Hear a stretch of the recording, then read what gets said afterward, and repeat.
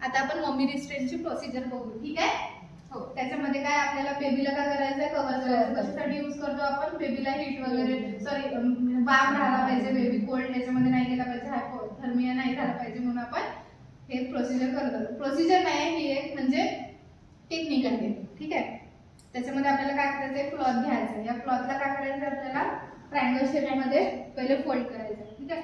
Triangle मध्ये केलं, त्याच्यानंतर असं ट्रायंगल त्याच्यामध्ये आलं पाहिजे. त्याच्यानंतर इथं आपल्याला बेबीला प्लेस करायचं आणि कुठून प्लेस करूया, नेक पासून. नेक पासून त्याला काय करायचंय, फोल्ड करायचं असते. पहिले आपण असं करू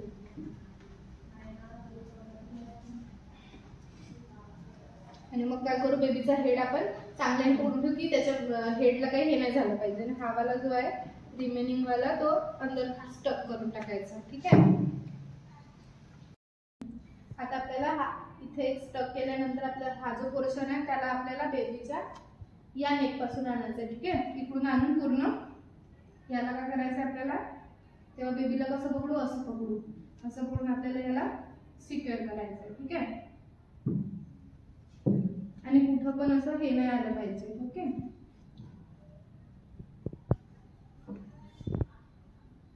त्याच्यानंतर हा जो रिमेनिंग पार्ट असते त्याला आपल्याला काय करायचं आहे, वरती घ्यायचा आहे. हा कुठं टक करू आपण, याला इथे आपण टक करत असतो, ठीक आहे?